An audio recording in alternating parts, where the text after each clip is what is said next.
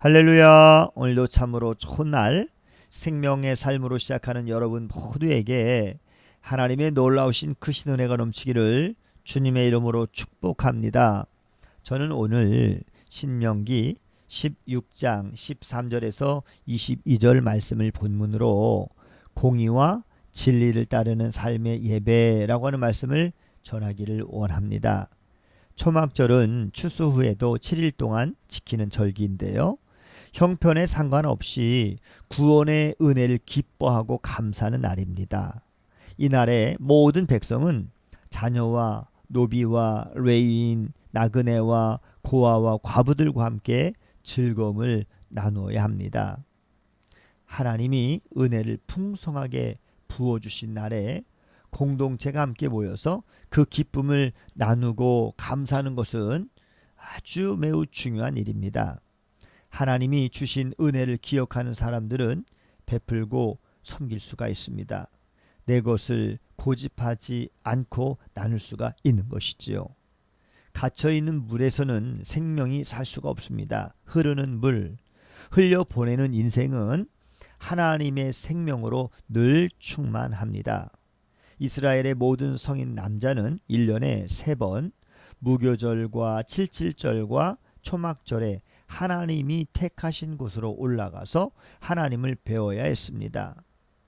절기에 주시는 은혜는 이방인이나 또 나그네에게도 그리고 사회적 약자에게도 차별 없이 주어졌습니다. 그리고 하나님이 장자라고 칭하신 이스라엘 자손에게는 하나님을 만나는 특권이 주어졌는데요.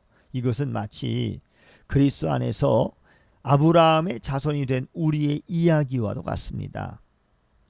성도는 하나님을 만나고 인격적으로 소통할 수 있는 특권을 받은 사람들입니다. 우리를 통해서 하나님의 은혜와 사랑이 우리 주변으로 우리가 만나는 사람들에게 흘러갑니다. 절기에 이스라엘 남자들은 하나님 앞에서 빈손으로 나갈 수 없었습니다. 하나님이 주신 복을 따라서 힘대로 예물을 드렸습니다. 얼마나 많이 드리는지는 정해져 있지 않습니다. 하나님이 원하시는 것은 천천의 숫 양과 만만의 강물 같은 기름이 아닙니다. 하나님은 지금도 우리에게 정의를 행하며 인자를 사랑하며 겸손하게 하나님과 함께 행하는 삶의 예배를 원하시고 계십니다. 절묘하게도 초막절 규례 다음에 각 성에 재판장과 지도자들을 두고 공의로 백성을 다스리고 재판하라는 명령이 18절에 이어집니다. 우리는 이 말씀을 통해서 우리가 하나님께 진실로 드려야 할 것이 무엇인지를 깨달아야 합니다. 하나님은 재판을 굽게 하지 말고 사람을 외모로 보지 말고 그리고 뇌물을 받지 말라라고 명령하십니다. 뇌물은 지혜자의 눈을 어둡게 하고요. 의인의 말을 굽게 한다라고 하는 말씀이 뒤따릅니다. 19절 말씀에 그 어떠한 지혜자나 의인이라 할지라도 눈에 보이는 재물의 유혹에서 자유로울 수 없기 때문입니다. 그러나 재물이 인생의 주인 노릇할 때 우리는 하나님에게서 멀어지고 합니다. 성경은 사람들이 돈을 마치 하나님처럼 섬긴다라고 지적을 합니다. 사람은 하나님과 재물을 동시에 섬길 수 없다라고 마태복음 6장 24절에 말씀하셨습니다. 참된 주인은 오직 하나님 한 분뿐입니다. 마땅히 공의를 따르는 사람에게 주어지는 약속은 생명과 땅을 차지하는 복이라 20절에 말씀하고 있는데요. 눈에 보이는 형편을 뛰어넘어 하나님의 말씀에 기꺼이 순종하는 사람에게 복이 있습니다. 그것이 하나님 나라의 기준이기 때문입니다.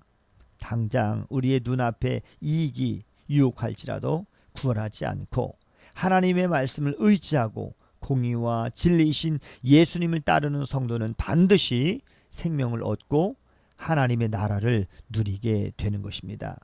하나님은 제단 옆에 아세라 상이나 다른 주상 세우는 것을 금하셨습니다. 사도 바울은 로마서 12장 1절에 너희 몸을 하나님이 기뻐하시는 거룩한 산 제물로 드리라 라고 권면했습니다. 결국 하나님께 우리가 드려야 할 진정한 예물은 우리의 자신인 것입니다. 자기를 위해서 우상을 섬기기를 거절하는 것은 그 자체로 하나님께 드리는 예배인 것이죠.